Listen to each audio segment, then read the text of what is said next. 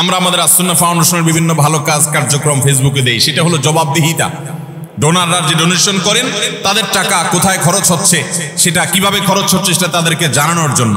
ব্যক্তিগত দান, ব্যক্তিগত ভালো কাজ, এটাকে একজন ইমানদার যথাসম্ভব লুকাবার চেষ্টা করবে। হ্যাঁ, অন্যকে উৎসাহিত করবার জন্য দান কখনো প্রকাশ্যও দেওয়া যেতে পারে, প্রশংসনীয় হতে পারে। কিন্তু আজকাল দেখবেন যে যুবকদের দোষ দিয়ে লাভ কি? অনেক মধ্যবয়স্ক মানুষও আছে, দেখা যায় কোনো গরিব মানুষকে হয়তো একটা কলা দান করছে, কলা ত্রাণ হিসাবে। ওই কলা দেখা যায় 6 জন 7 জন মিলে ধরে রাখছে। বোঝার কোনো উপায় নেই কি গরিবকে দিচ্ছে না গরিবে তাদেরকে দিচ্ছে। এই চিত্র আমাদের সমাজে আছে না নেই? সামান্য কয়টা মুড়ি দিচ্ছে, সামান্য একটা কিছু দিচ্ছে, তো এতজন মিলে দিচ্ছে, এটা দেখে বোঝার উপায় নাই যে গরিব মানুষটা দিচ্ছে না এরা গরিব মানুষকে দিচ্ছে। এই সমস্ত তামাশা আমাদের সমাজে হয় কি হয় না বলেন? কদিন আগে একটা ভিডিও ভাইরাল হয়েছে যে এক লোক দোয়া করবে, তো একটা ছেলেকে মোবাইল দিয়া ভিডিও করতে লাগাই দিছে, ওইটা আবার আরেকজন ভিডিও করে ফেলছে। এবার সে হাত তুলে কাঁদতেছে, কান্দার শেষ মোবাইল অফ করে ভিডিও ফেসবুকে ছেড়ে দিছে। ভাইরা আমার, ওমরা করতে গেলে, কোন একটা ভালো কাজ করতে গেলে সেলফি সেলফি সেলফি ছাড়া কিচ্ছু। একটা হুজুর দেখছে দোয়া নিবে, হুজুর কাছে কিছু শিখবে, এখন এসব নাই। হুজুর দাঁড়ান একটা সেলফি নেই। এই রোগ আমাদেরকে প্রচন্ড আকারে ধরছে কি ধরে নাই?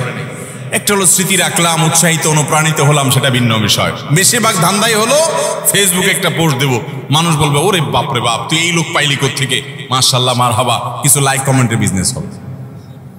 আমাদের মানুষকে দেখাবার প্রবণতা এখন এমন ভাবে হয়ে গেছে যে আমরা এমন কোনো কাজ করি না যেটার ফিডব্যাক দুনিয়াতে আশা করি না, অথচ আল্লাহ তাআলার নেককার বান্দা তারা যারা কোনো ভালো কাজ করে তার বিনিময় আশা করবে কার কাছে?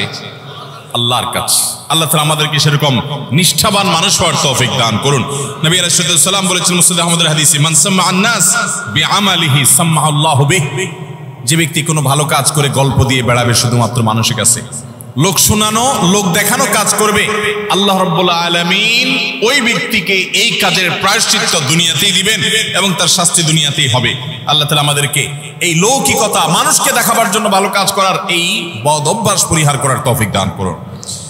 নাম্বার 8, যদি কেউ নেয়ামতের নাশুকরি করে, আল্লাহ কোন নিয়ামত দিয়েছেন সেটার নাশুকরি করেছে, এই ব্যক্তিকে আল্লাহ তাআলা নগদ শাস্তি দিবেন। সূরা নাহল 128 নম্বর আয়াতে আল্লাহ তাআলা বলেছেন, ওয়াদারাবাল্লাহু মাসালান কারিয়াতান কানাত আমিনাতান মুতমাইন্নাহ।